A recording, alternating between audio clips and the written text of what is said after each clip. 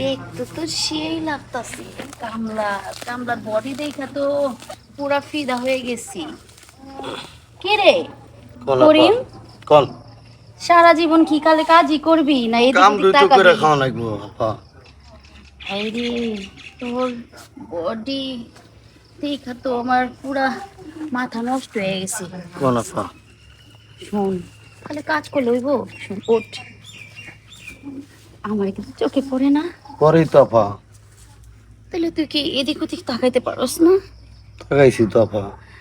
আরে শোন, তুই যে কাম করে যে টাকা পাস আমি তোর এর থেকে 3 গুণ দিবি, খালি আমার একটু সময় দিবি, একটু কথা বুঝছিস? কইলেন আপা, আমি এই কামলা দিয়ে খাই, আপনি হলে মালিক আর আমি হলে গরিব মানুষ। আরে গরিব মানুষদের কি হয়েছে? গরিব মানুষের শরীরে যে পাওয়ার, এই পাওয়ারটাই তো আমার চাই, বুঝছিস? মনে কর তুই ওই জিনিসটা আমার দে, আমি তোর আজকে অনেকগুলো টাকা দিবি, বুঝছস? কি কস? আমাকে এটা সম্ভব আপা? আরে সম্ভব, সম্ভব না কি কইছি? আর এদিকে দেখ আশেপাশে কি, মানুষ টানুষ দূর থাকে আপা। আরে আশেপাশে কি হই রে, তুই আর আমি। মনে করি একটু খালি ঝাটকা দিবি, আর একটু আদর্শ দিবি, আর একটু ভালোবাসা দিবি, ঠিক আছে? ঠিক আছে আপা। কি রে তুই কি দেখছি আমার উপরে মন খারাপ করে রাখছিস? না, মন খারাপ থাক মুখে।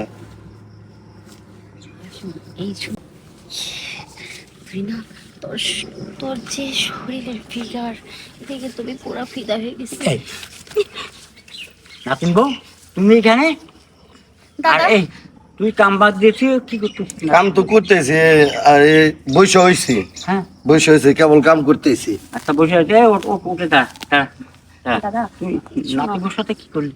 আমি কিছু করিনি তো, হ্যাঁ, কিছু তুই করিসনি? ইমানটির কথা বললাম তো। রোমান্টিক কথা? আমার নাতির সাথে রোমান্টিক কথা? হ্যাঁ হ্যাঁ হ্যাঁ। তুই কোথায় যেটা?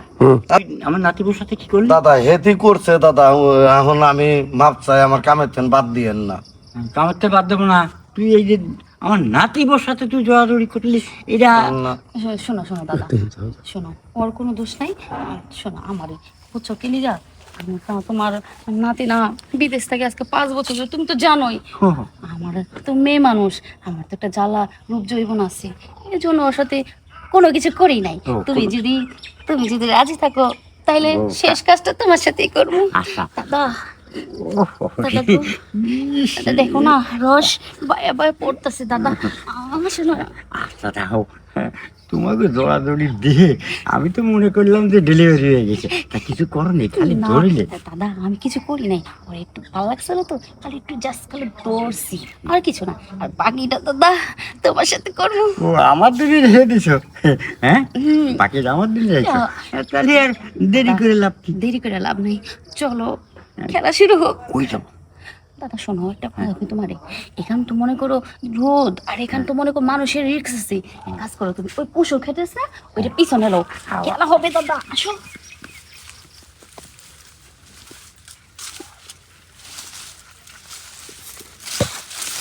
এই, দাদা শোনো, এই গাছটার মধ্যে আমি গেলাম যে, তুমি তোমার মেশিন বাই করো, দেখি। কি করে বাইর করো?